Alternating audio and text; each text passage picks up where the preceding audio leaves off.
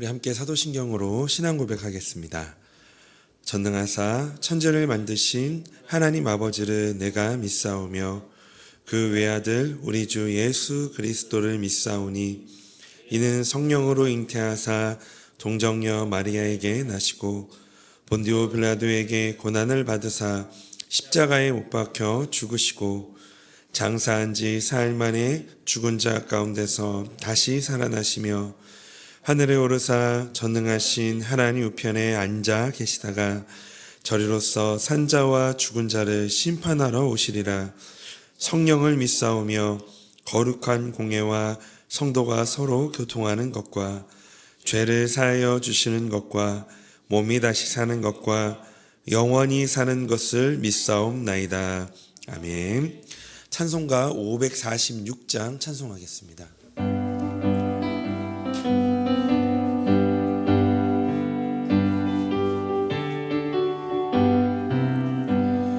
주님 약속하신 말씀 위에서 영원토록 주를 찬송하리라. 소리 높여 주께 영광 돌리며 약속 믿고 굳게 서리라. 굳게 서리 영원하신 말씀 위에 굳게 서리.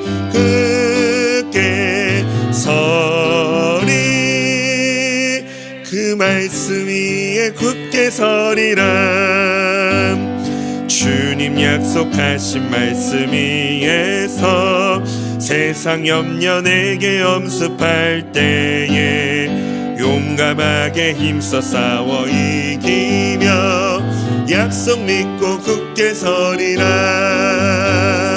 굳게 서리 영원하신 말씀 위에 굳게 서리. 굳게 서리 그 말씀 위에 굳게 서리라. 주님 약속하신 말씀 위에서 영원하신 주의 사랑 힘입어 성령으로 힘써 싸워 이기며 약속 믿고 굳게 서리라. 굳게 서리 영원하신 말씀 위에 굳게 서리. 굳게 서리 그 말씀 위에 굳게 서리라. 주님 약속하신 말씀 위에서 성령 인도하는 대로 행하며 주님 품에 항상 안식 얻으며 약속 믿고 굳게 서리라. 굳게 서리 영원하신 말씀 위에 굳게 서리. 굳게 서리 그 말씀 위에 굳게 서리라. 아멘. 하나님 말씀 함께 보겠습니다. 오늘 하나님 말씀은 디모데후서 3장 12절에서 17절까지의 말씀입니다. 디모데후서 3장 12절에서 17절까지의 말씀 우리 한 절씩 교독하도록 하겠습니다. 무릇 그리스도 예수 안에서 경건하게 살고자 하는 자는 박해를 받으리라. 악한 사람들과 속이는 자들은 더욱 악하여져서 속이기도 하고 속기도 하나니 그러나 너는 배우고 확신한 일에 거하라. 너는 내가 누구에게서 배운 것을 알며 또 어려서부터 성경을 알았나니 성경은 능히 너로 하여금 그리스도 예수 안에 있는 믿음으로 말미암아 구원에 이르는 지혜가 있게 하느니라. 모든 성경은 하나님의 감동으로 된 것으로 교훈과 책망과 바르게 함과 의로 교육하기에 유익하니 이는 하나님의 사람으로 온전하게 하며 모든 선한 일을 행할 능력을 갖추게 하려 함이라. 아멘.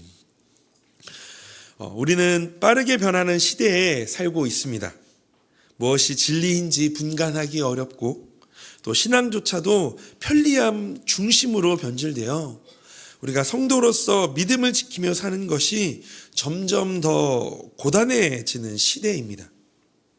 이런 시대에 사도 바울은 믿음의 아들 디모데에게 이 마지막 편지를 쓰면서 이 혼란한 시대를 이길 수 있는 유일한 비결을 제시합니다. 그것은 바로 배우고 확신한 일에 거하라.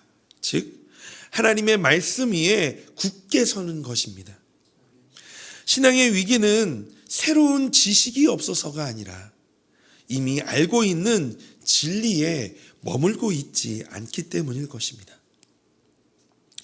오늘 본문을 통해서 왜 우리가 끝까지 이 말씀에 거해야 하는지를 확인하고 오늘 하루도 하나님의 말씀 위에 굳게 서서 이 혼란스럽고 고단한 삶을 살아갈 힘을 얻기를 소망합니다. 먼저 본문에서 바울은 성도가 마주할 현실을 보게 하는데요. 우리 12절, 13절 말씀입니다. 우리 한 목소리를 읽어보겠습니다. 무릇 그리스도 예수 안에서 경건하게 살고자 하는 자는 박해를 받으리라. 악한 사람들과 속이는 자들은 더욱 악하여져서 속이기도 하고 섞기도 하나니. 아멘. 우리가 사는 세상은 악한 사람들과 속이는 자들이 더욱 악해져서 남을 속이기도 하고 스스로 속기도 하는 그런 혼돈의 연속입니다. 이런 혼돈 속에서 경건한 삶을 살고자 하는 사람에게는 반드시 박해가 따릅니다. 왜냐하면 사단은 이 경건한 삶의 의욕과 계획을 가진 사람을 알아채고 경건하지 않는 사람들을 이용하여서 이 경건의 숨통을 조이기 때문입니다. 이렇게 경건한 자가 박해를 받는다는 것은 시대가 경건하지 않음을 반증하는 것이고 반대로 사단이 왕노릇하는 모든 불의의 이 시대에 박해를 받는다는 것은 경건을 인증하는 것입니다. 그래서 예수님은 마태복음 5장 11절에 자신으로 인하여 박해를 받는 이들은 복이 있다라고 말씀하셨습니다. 마태복음 5장 11절 12절 말씀에 나로 말미암아 너희를 욕하고 박해하고 거짓으로 너희를 거슬러 모든 악한 말을 할 때에는 너희에게 복이 있나니 기뻐하고 즐거워하라. 하늘에서 너희의 상이 큼이라. 너희 전에 있던 선지자들도 이같이 박해하였느니라. 예수로 말미암아 박해와 고난을 당한다면 이상한 일을 당한 것처럼 이상히 여기는 것이 아니라 영광스러운 예수님의 고난에 참여하는 것으로 기뻐하기를 말씀하고 있는 것입니다. 우리가 기억해야 할 것은 신앙이 진짜일수록 세상과 충돌하며 고난은 실패의 증거가 아니라 말씀대로 살고 있다라는 증표가 된다는 사실입니다. 그러므로 환경이 좋아지기를 기다리는 것이 아니라 이런 환경 속에서도 흔들리지 않는 중심이 필요합니다. 그래서 바울은 14절 15절에서 디모데와 성도들에게 혼돈의 환경 속에서 흔들리지 않을 중심을 가르칩니다. 우리 14절 15절 말씀도 함께 같이 읽어보겠습니다. 그러나 너는 배우고 확신한 일에 거하라. 너는 내가 누구에게서 배운 것을 알며 또 어려서부터 성경을 알았나니 성경은 능히 너로 하여금 그리스도 예수 안에 있는 믿음으로 말미암아 구원에 이르는 지혜가 있게 하느니라. 아멘. 그 중심은 바로 배우고 확신한 일에 거하는 것입니다. 디모데의 믿음은 갑자기 생긴 것이 아니라 이미 배운 것 또한 어린 시절부터 말씀을 통해 자라난 믿음이었습니다. 신앙은 더 새로운 것을 아는 것에 있지 않습니다. 이미 배우고 이미 굳게 믿게 된 것을 확실히 붙들 때 신앙은 더욱 더 단단해집니다. 그러므로 위기의 시대일수록 새로운 길을 찾는 것이 아니라 이미 확신한 말씀으로 돌아가야 합니다. 15절에서 바울은 자신도 디모데도 또한 우리도 붙드는 이 말씀에 어떤 능력이 있는지를 가르칩니다. 우리 15절 말씀을 다시 한 번 더 읽어보도록 하겠습니다. 시작. 또 어려서부터 성경을 알았나니 성경은 능히 너로 하여금 그리스도 예수 안에 있는 믿음으로 말미암아 구원에 이르는 지혜가 있게 하느니라. 아멘. 바울은 디모데가 성경에서 다른 무엇보다도 이 예수님을 발견해야 한다라고 가르칩니다. 성경의 가장 중요한 용도는 예수님을 발견하는 것입니다. 예수님은 돈벌이나 출세나 장수나 건강의 수단이 아니라 믿음의 대상입니다. 그 믿음의 대상인 예수님을 믿는 그 믿음의 종착지는 바로 구원입니다. 성경은 단순한 지식을 전하는 책이 아닌 예수 그리스도를 믿게 하여 구원으로 인도하는 책입니다. 세상의 지식은 삶의 편리함을 주지만 하나님의 말씀은 영원한 생명을 줍니다. 그래서 하나님의 말씀, 그 성경은 영원한 생명에 이르게 하는 능력이 있습니다. 그러므로 성경을 떠난 신앙은 아무리 그럴듯해 보여도 결국 구원의 길에서 벗어나게 됩니다. 16절 17절은 우리가 말씀 안에 거해야 하는 이유를 가르쳐 주는데요. 16절 17절 제가 읽겠습니다.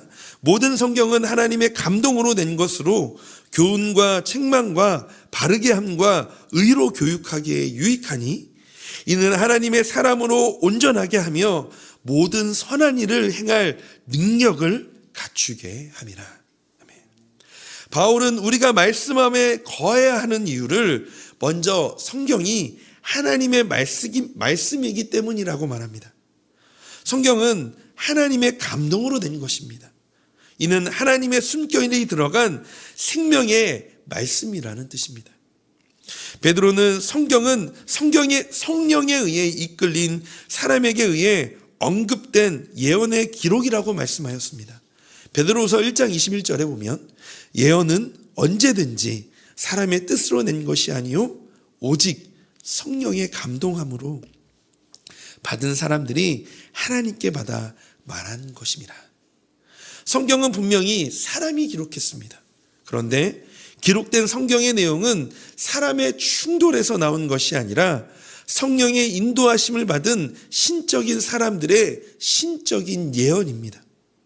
즉 하나님의 계시를 받은 하나님의 사람들이 성령의 감동으로 그 계시를 예언하고 예언된 그 계시가 하나님의 감동으로 기록된 것이 바로 이 성경입니다.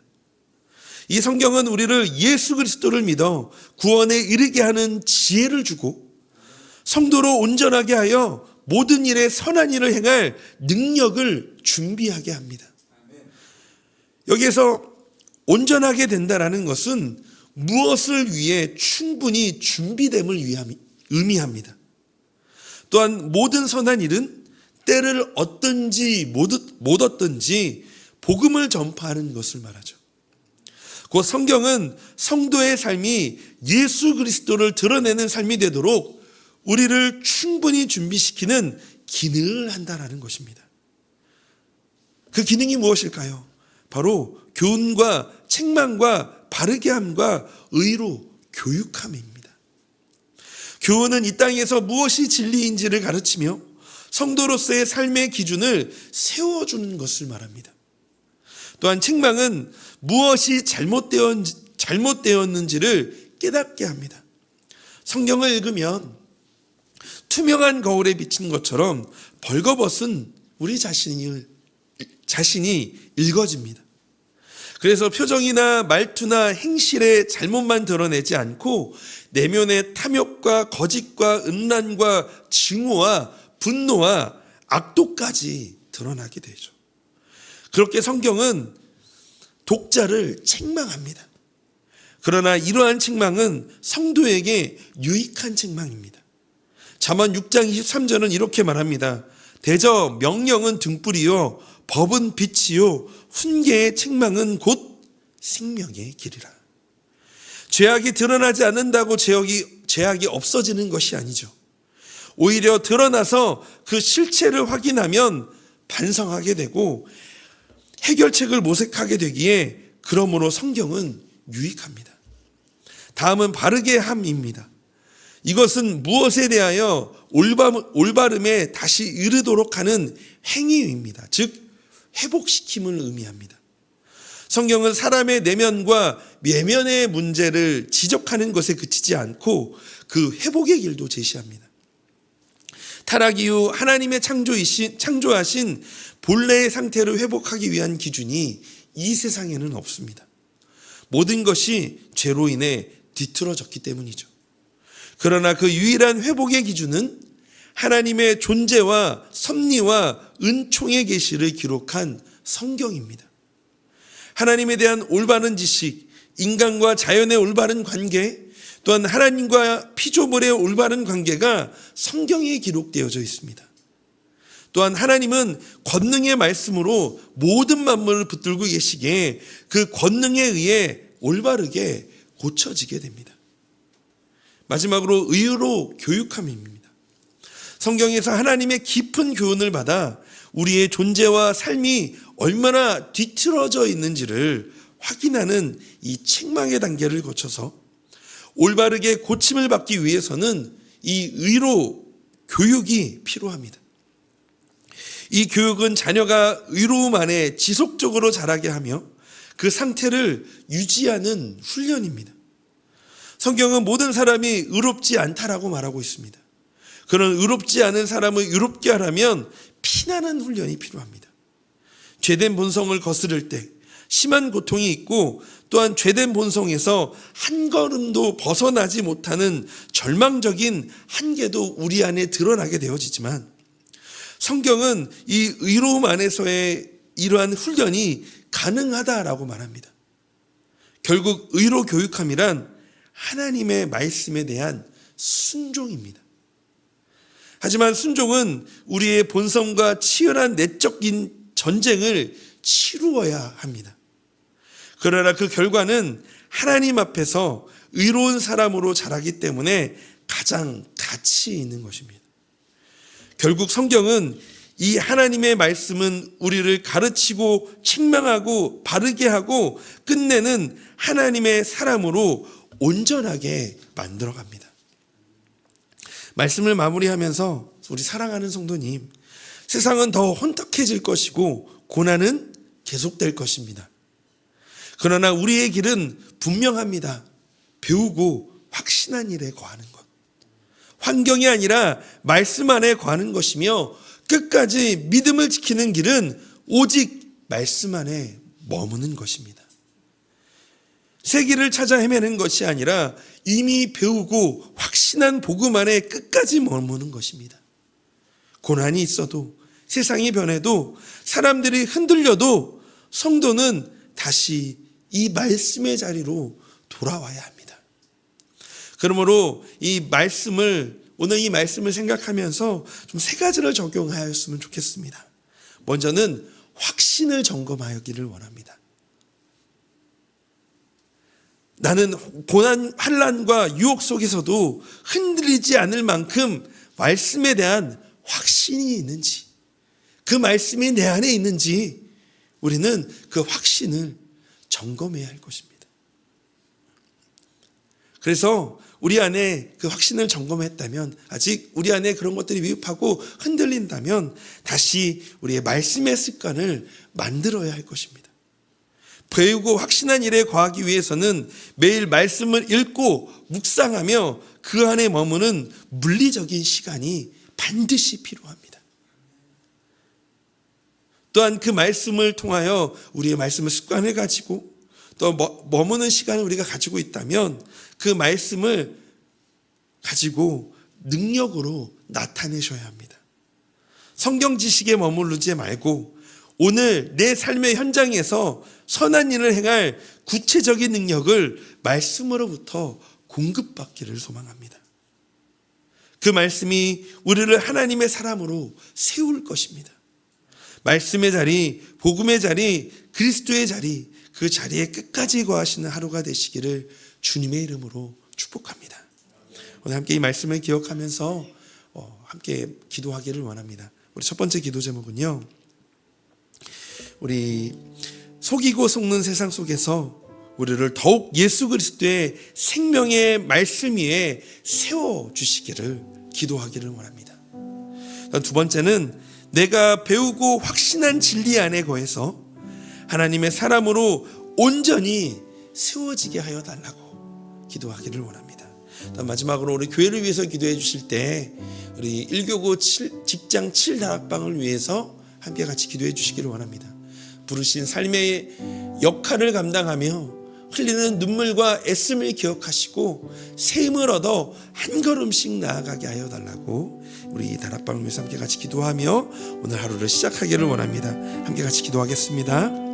하나님, 이 시간 하나님의 말씀에 우리가 굳건히 서야 할 것을 함께 말씀을 통해서 배웠습니다. 하나님, 바울이 디모데에게 이 혼란하고 혼탁한 세상에서 우리가 흔들리지 않고 살아갈 수 있는 그 유일한 비결을 하나님 우리에게 말씀해 주셨는데, 하나님 그 말씀에 따라서 우리가 배우고 확신한 일, 어려서부터 우리가 신앙생활을 시작하면서부터 우리가 그 말씀을 듣고 때로는 말씀 안에 눈물을 흘리며 때로는 말씀을 통해서 다시 새 힘을 얻고 그 말씀으로 또 하나님 다시 한번 이 혼란한 세상을 살아가겠노라고 결단했던 하나님 그 말씀 배우고 확신한 일에 다시 거하며 다시 결단하며 다시 그 말씀으로 거하기를 하나님 소망합니다. 하나님, 우리 안에 그 생명의 말씀 위에 서 있게 하여 주시옵시고 내가 배우고 확신한 진리 안에 거하며 하나님의 사람으로 온전히 세워지는 또 오늘 이 하루가 되게 하여 주시옵소서. 하나님, 오늘도 그렇게 하나님께서 우리를 붙드시고 또 그 말씀의 자리로 인도하여 주실 줄로 믿습니다.